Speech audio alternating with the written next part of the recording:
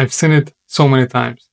A confused face during the meeting when someone struggles to multiple selection in a Power BI slicer, especially when everyone is looking at you and waiting for the result, and you don't know how to select more than one element in a Power BI slicer.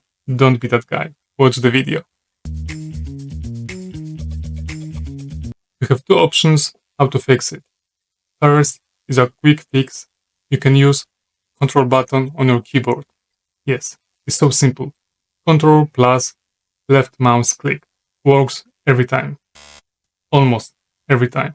Some slicers are designed single selection only. You can easily distinguish them by their shape.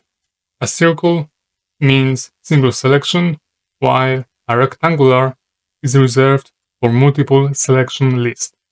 Do we have another way how to do it? I call them long-term solution. I recommend that way to make life easier for everyone who use the report. You can change the settings directly in Power BI. You can ask your Power BI developer or do it by yourself. It's quite easy.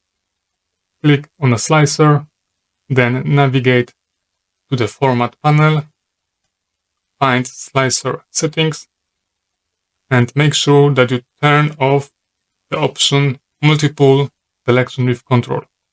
Again, that option needs to be turned off. That's it. After it, everyone can use just mouse click without keeping Control button. Let me know if you have any different problems with Power BI reports. I will create the video. See you there.